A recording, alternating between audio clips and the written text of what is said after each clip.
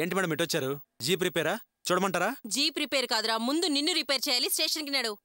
Madam మీరేం చెప్తున్నారో నాకు అర్థం కావట్లేదు. నేనేం తప్పు చేశాను? ఏం తప్పు చేసావో ముందు స్టేషన్కి నడు, అక్కడ చెప్తాను. ముందు నేనేం చేశానో చెప్పండి మేడం. అవును, అన్నాలంటోడు కాదు మేడం. ముందు నడవరా.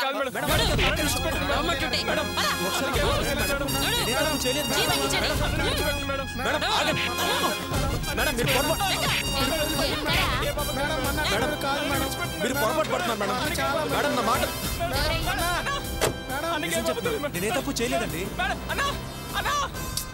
సరే గోపన్ అట్లాంటి కాదు కదరా. మాట్లాడరా.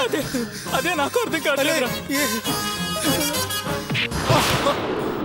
ఏంటి మేడం తోస్తున్నారు? నేనేమన్నా క్రిమినల్నా? లేకపోతే నువ్వేమైనా విఐపివా? మేడం ఇప్పుడైనా చెప్పండి మేడం, నా మీద ఎవరు కంప్లైంట్ ఇచ్చారో? చెయ్యాల్సిందంతా చేసి ఏం చేశానని నన్నే అడుగుతున్నావేంట్రా? ఏరా, నువ్వేమైనా పెద్ద మన్మధుడు అనుకుంటున్నావా? నీ మెకానిక్ షాప్ దాటి ఒక్క ఆడపిల్ల వెళ్ళలేదట. పాటలు పాడి ఈలలు వేసి అల్లరి పెడుతున్నావట. లేదు మేడం, నేను అలాంటి వాడిని కాదు మేడం. కావాలంటే మీరు ఎవరినైనా అడగండి. నీ గురించి ఎవరిని అడిగినా నిజం చెప్పరట. అందర్నీ బెదిరించి నీ చెప్పు చేతుల్లో పెట్టుకున్నావట. లేదు మేడం, నేను నిజం చెప్తున్నాను.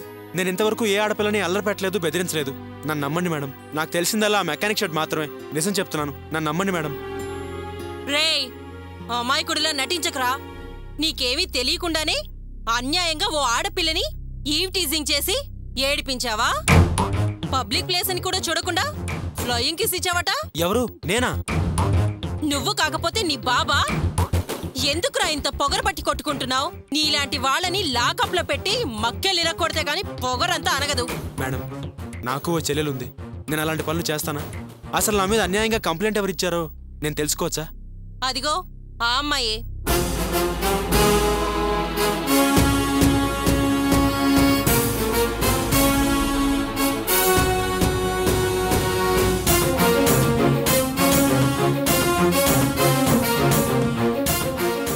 మేడం నేను ఆ అమ్మాయితో 2 నిమిషాలు పర్సనల్గా మాట్లాడచ్చా?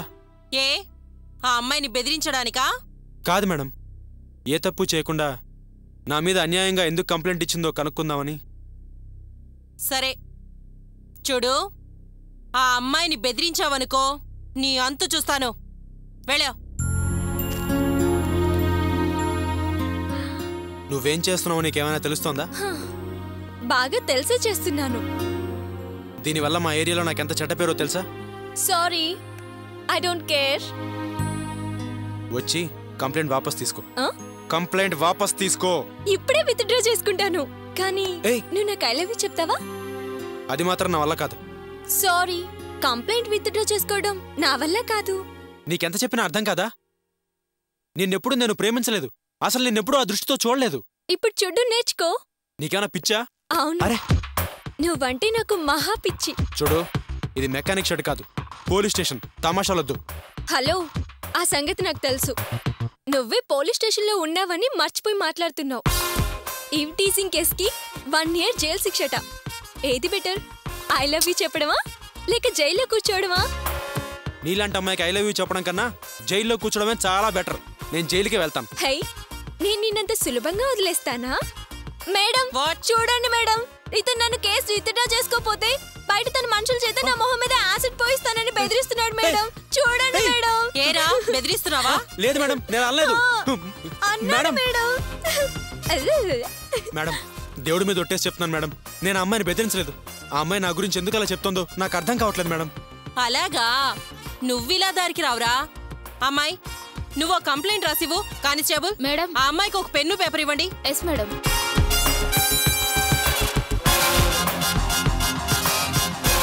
Madam madam please madam, complaint వద్దు మేడం. నా మాట వినండి మేడం. మా చాలా మంచి కుటుంబం మేడం. నాకు చెల్లి ఉంది madam. Madam madam please madam. Madam madam నోరు మూసుకొని ఉంటావా ప్లీజ్ లేదా? మేడం, అర్థం చేసుకోండి madam. Madam madam please madam. Madam complaint వద్దు మేడం. ప్లీజ్ మేడం, నేను అలాంటి వాడిని కాదు మేడం. నా మాట నమ్మండి మేడం. మేడం రండి రాఘవయ్య గారు, కూర్చోండి. Thanks madam. ఏంటి సార్ ఇలా వచ్చారు? ఏం లేదు మేడం, గోపిని పోలీసులు తీసుకెళ్లారని షెడ్ నుంచి ఫోన్ చేసి చెప్పారు. అందుకే వచ్చాను. వీడు మీకు తెలుసా? బాగా తెలుసు. ఇతను నా ఫ్రెండ్ మేడం. ఏంటి సార్, ఇతను మీ ఫ్రెండా? అవును మేడం, గోపి చిన్నప్పటి నుంచి నాకు బాగా తెలుసు. చాలా మంచి కుర్రాడు. అందుకే వయోభేదం చూడకుండా నేను ఫ్రెండ్గానే భావిస్తున్నాను. ఏంటి సార్, ఇతను మంచివాడని మీరు సర్టిఫికేట్ ఇస్తున్నారు, ఇతను రౌడీ పోకిరి అని ఓ అమ్మాయి కంప్లైంట్ ఇచ్చింది. చాచా, గోపి అలాంటి వాడు కాదు. ఎవరా అమ్మాయి? పిలవండి చూద్దాం. కానిస్టేబుల్, ఏదా అమ్మాయి? ఇక్కడే ఉండాలి మేడం, ఎప్పుడు వెళ్ళిపోయిందో తెలీదు. అక్కడే కూర్చుందిగా, సడన్ గా ఎలా మాయమైంది? చూసారా మేడం, అమ్మాయి చెప్పిందంతా అబద్ధం. లేకపోతే కంప్లైంట్ ఇవ్వడానికి వచ్చింది, చెప్పా పెట్టకుండా ఎందుకు వెళ్ళిపోతుంది? అదే తెలియట్లేదు సార్. వచ్చింది, ఏదేదో చెప్పి ఏడ్చింది. అందుకే మేం నమ్మి ఇతన్ని తీసుకొచ్చాం. It's okay. ఇతను ఏ తప్పు చేయలేదని తేలిందిగా, ఇక పంపిస్తారా? అలాగే సార్. ఈ ఊళ్ళోనే ఎంతో మంచి పేరున్నవారు మీరు. మీరొచ్చి చెప్పిన తర్వాత కూడా మేము అనుమానిస్తావా? తీసుకెళ్ళండి సార్. Thanks madam. ఉంటాం మేడం. అలాగే. గోపి రా.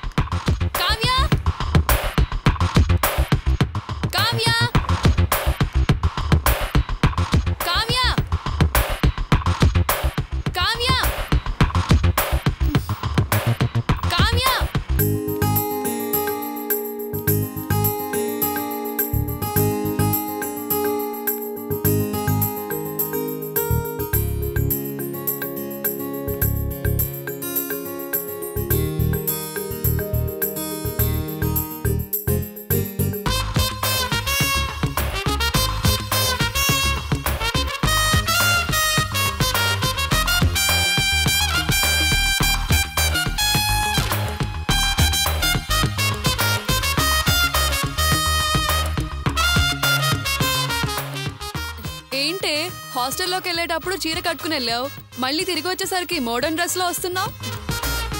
అది రోజు ఆఫీస్కి ఇలాగే వస్తావా? ఏం చేయమంటావే, మా ఇంట్లో వాళ్ళవన్నీ పాత పద్ధతులు. నేను ఇలా మోడర్న్ డ్రెస్సులు వేసుకుంటే వాళ్ళు డైజెస్ట్ చేసుకోలేరు. చీర కూడా నడుం కనిపించకుండా కట్టుకోవాలంటారు.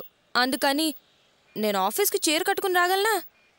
అందుకే ఈ హాస్టల్లో ఉన్న నా ఫ్రెండ్ దగ్గర మోడర్న్ డ్రెస్సెస్ ఉంచి ఆఫీస్కి వచ్చేటప్పుడు మార్చుకుని వస్తాను. అలాగే ఇంటికి వెళ్ళేటప్పుడు డ్రెస్ మార్చుకుని చీర కట్టుకుంటాను. విచిత్రమైన చీటింగే. మిడిల్ క్లాస్ ఫ్యామిలీస్ లో ఇదే ప్రాబ్లం కావ్య. మనం సంపాదించింది కూడా మన సొంతానికి అనుభవించడానికి స్వేచ్ఛే లేదు.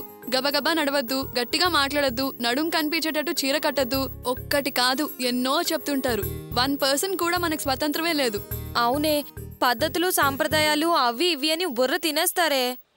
ఆ బాధలకు భయపడే ఊళ్ళోనే ఇల్లున్నా నేను ఫ్రెండ్స్ తో కలిసి ఉంటున్నాను. ముగ్గురం కలిసి ఒక ఇంట్లో ఉంటున్నాం, హ్యాపీగా ఉంటున్నాం. పెళ్ళయ్యేంత వరకు ఇష్టం వచ్చినట్టు ఎంజాయ్ చేయొచ్చు. హే, నువ్వు కూడా మాతో రావచ్చు కదా, జాయిన్ అవ్వచ్చుగా, హ్యాపీగా ఎంజాయ్ చేద్దాం. అమ్మో, ఇంకేమన్నా ఉందా? కల్లో కూడా జరగదు. ఇంతేనే మిడిల్ క్లాస్ మెంటాలిటీ. అన్ని సుఖాలకి ఆశపడతారు, కానీ దేనికి ధైర్యం చేయరు. అన్ని మనసులో పెట్టుకుని తెగ ఫీల్ అయిపోతుంటారు. సర్లే, నాకెందుకులే, ఆఫీస్కే కదా, పద ఆటోలో వెళ్దాం.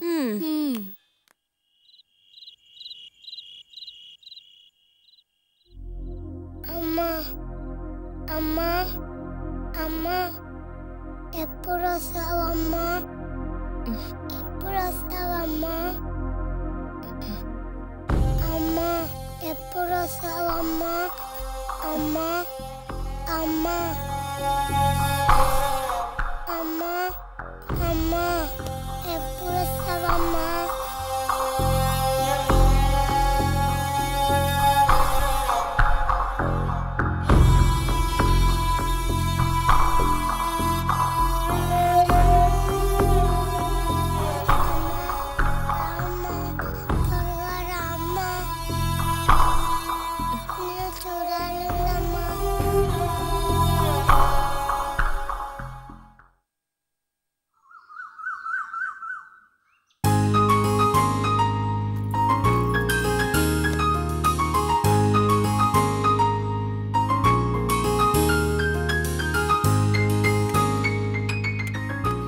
అర్చన, అర్చన, ఏంటన్నయ్య? కాఫీ ఇవ్వమ్మా. అలాగే అన్నయ్య. అన్నయ్య, ఒక్క నిమిషం. ఏంటమ్మా? నీతో కొంచెం మాట్లాడాలన్నయ్య. చెప్పమ్మా. అన్నయ్య, సాయంత్రం ఆఫీస్ నుంచి వచ్చేటప్పుడు వదిన దగ్గరికి వెళ్ళి ఎలాగైనా ఇంటికి తీసుకురా అన్నయ్య. వీల్లేదు. వాళ్ళ నీడ కూడా ఇంట్లో పట్టడానికి వీల్లేదు. జరిగిందంతా ఓ పీడకలు అనుకుని మర్చిపో అన్నయ్య. అంత తేలిగ్గా మర్చిపోయే పని అది చేసింది. ఇప్పుడు తలుచుకుంటుంటేనే ఒళ్ళు మండిపోతోంది. అన్నయ్య, నా కోసం వదిన ఒక్కసారి క్షమించలేవా? నువ్వు ఏం చెప్పినా వింటానమ్మా, కానీ ఈ ఒక్క విషయంలో మాత్రం నన్ను బలవంతం చేయకు. తప్పు చేయడం మానవ సహజం అన్నయ్య. తప్పు చేయని వాళ్ళు ఎవరున్నారు చెప్పు? అర్చన, తప్పు చేసిన వాళ్ళని క్షమించొచ్చు. అది చేసింది ద్రోహం. దాన్నెలా క్షమించమంటావు? అమ్మా, మీరంతా నా మీదున్న ప్రేమతో ఇలా మాట్లాడుతున్నారు. రమ్య గురించి ఎవరైనా ఒక్క క్షణం ఆలోచించారా? రాత్రంతా నిద్రలో అమ్మా అమ్మా అని కలవరిస్తూనే ఉంది. అది చూసి నా మనసు ఎంత బాధపడిందో తెలుసా? చూడర్చన, ఇప్పుడు అలాగే ఉంటుంది. 4 రోజులు పోతే తనే మర్చిపోతుంది. అయ్యో లేదన్నయ్యా, పాప వాళ్ళ అమ్మ కోసం దిగులు పెట్టుకుంది. తనకేమైనా అవుతుందేమోనని నాకు భయంగా ఉంది. ఏమీ కాదమ్మా, వాళ్ళమ్మ కన్నా నువ్వు 1000 రెట్లు ఎక్కువ ప్రేమగా చూసుకుంటున్నావు కదా. నిజమే అర్చన. జయంతి పేరుకే తల్లిగాని రమ్య పుట్టిన దగ్గర నుంచి తల్లి కన్నా ఎక్కువగా నువ్వే చూసుకుంటున్నావు. అమ్మా, నేనెంత ప్రేమగా చూసుకున్నా నేను తనకి అత్తనే కదమ్మా. ఈ అత్త ప్రేమే తనకి చాలనుకుంటే రాత్రి తనకే తెలియకుండా అమ్మా అమ్మాని ఎందుకు కలవరిస్తుందమ్మా? అత్త ఎప్పటికీ అమ్మ కాలేదు కదమ్మా.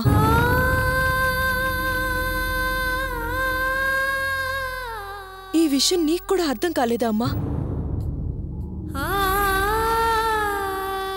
చిన్న వయసులో తల్లి ప్రేమ దక్కక ఎందరో పిల్లలు తప్పుడు దారిలో వెళ్ళిపోతున్నారమ్మా. మన రమ్యకు అటువంటి పరిస్థితి రాకూడదని వదిని తీసుకురమ్మని చెప్తున్నాను. పుడుతూనే తల్లిని కోల్పోయిన ఎంతో మంది పిల్లలు మంచివాళ్ళుగా పెరగటం లేదా? అలాగే రమ్య కూడా పెరుగుతుంది. అన్నయ్య, అది వేరు ఇది వేరు అన్నయ్య. రెండు ఒకటేనమ్మా. నా దృష్టిలో రమ్యకు వాళ్ళమ్మ చచ్చిపోయింది. అన్నయ్య,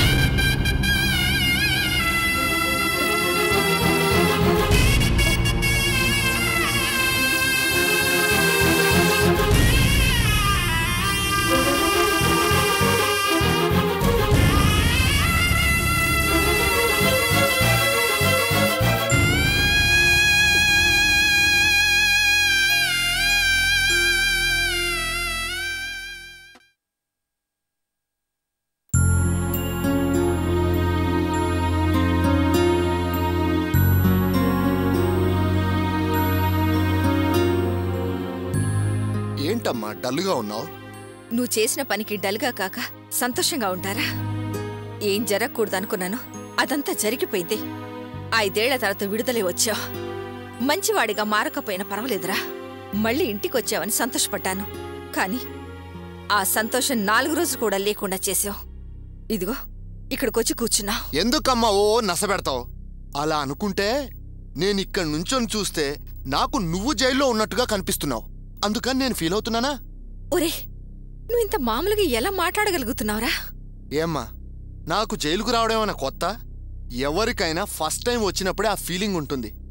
ఒకసారి అలవాటైందనుకో, ఏదో అలా అత్తారింటికి వచ్చినట్టు సరదాగా సంతోషంగా ఉంటుంది. నీ పెళ్లి చేసి సంతోషంగా అత్తవారింటికి పంపించాలని నేను నీ చెల్లెలు ఎంతో కష్టపడ్డాం. కాని నువ్వు అదంతా చెడగొట్టి ఈ అత్తవారింటికొచ్చావు. నేనేమైనా ఇక్కడ పర్మనెంట్గా ఉంటానా? కొద్ది రోజులు బయటకొచ్చేస్తాను. వచ్చిన తర్వాత నువ్వు అనుకున్నట్టుగానే ఒక మంచి అమ్మాయిని చూసి నాకు పెళ్లి చేద్దువు గాని. నీ బతికేంటో ఊరంతా తెలిసిపోయింది. నీకు పిల్లనెవరిస్తారా? ఒకవేళ ఇచ్చిన అర్చన లాంటి పిల్ల దొరుకుతుందా? అటువంటి పిల్ల నీకు భార్య అయితే నువ్వు ఏ నాటికైనా మనిషిగా మారతావనుకున్నాను. చేతులారా అంతా నాశనం చేసుకున్నావు కదరా. ఇప్పుడు నీ పెళ్లి ఆగిపోవడం కాకుండా నీ చెల్లెల జీవితం కూడా నాశనమైంది. ఏంటి జయంతికేమైంది? నీ అన్న కోసం నా చెల్లెల జీవితం నాశనం చేయాలనుకున్నావని దాని మొగుడు ఇంట్లో నుంచి గెంటేశాడు. ఇరుగు పొరుగు వాళ్లంతా దాన్ని మొగుడు వదిలేశాడని గుసగుసలాడుతున్నారు. నా జీవితాన్ని ఇలా నాశనం చేసావని జయంతి నన్ను రోజు తిడుతుందిరా. నాకున్నది మీరిద్దరే. మీ ఇద్దరి జీవితాలు ఇలా నాశనం అయ్యాయని తలుచుకుంటూ ఉంటే నాకసలు నిద్ర పట్టట్లేదురా. ఆప్తావా? ఇంట్లో నేను నీ నస భరించలేమనుకుంటే ఇక్కడ కూడా మొదలు పెట్టావా? నాకేమైనా ఉరిశిక్ష వేశారా? జైలు నుంచి ఎలా బయటికి రావాలో నాకు బాగా తెలుసు. ఇప్పుడు చెప్తున్నాను విను. నా చెల్లెల్ని ఇంట్లో నుంచి గెంటేశాడే ఆ వినోద్. వాడి చెల్లెలి జీవితంలో ఇక మనశ్శాంతి సంతోషం అనేవి ఉండకూడదు.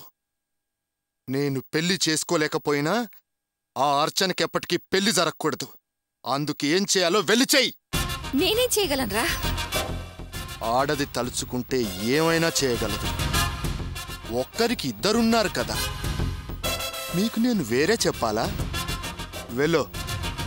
వెళ్ళి దాని జీవితం ఎలా నాశనం చేయాలో ఆలోచించు. ఏంటి వెళ్ళో. నీలాంటి వాణ్ణి కన్నందుకు నన్ను అనుకోవాలి. ఛ!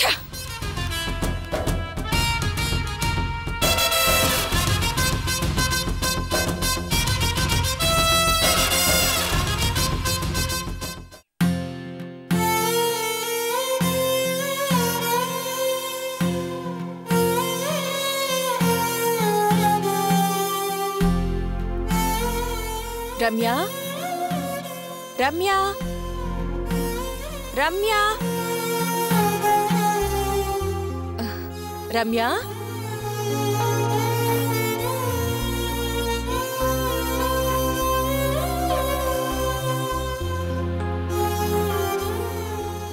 అమ్మా రమ్య రమ్య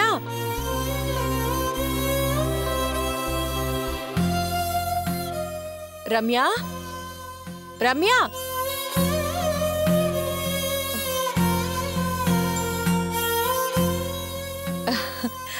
రమ్య నువ్విక్కడ కూర్చున్నావా? నేను నీకోసం ఇల్లంతా వెతుకుతున్నాను. ఏంటి చిట్టి తల్లి? అయ్యయ్యో, ఏంటి పౌడర్ అంతా ఇలా రాసేసుకున్నావు? చ, ఇప్పుడే కదా తల దువ్వాను, అంతలోనే చెరిపేసుకున్నావు. సర్లే దా, టిఫిన్ తిని స్కూల్కి వెళ్దాం. ఏంటమ్మలు, స్కూల్కి వెళ్లే మూడ్లో లేవేంటి? సరే సరే రా, టిఫిన్ తిని బయలుదేరదాం. ఎందుకని? అంతే. మా చిన్నికేమైంది? ఏం తినకుండా స్కూల్కి వెళ్తే టీచర్ చెప్పే పాఠాలు నీకేం అర్థం కావు, అంతే. సరేనా? దా, టిఫిన్ చేసి వెళ్దాం. పద పదా. నాకు ఆకలిగా లేదు, నాకు అమ్మని చూడాలనుంది. అమ్మ ఎప్పుడొస్తుంది?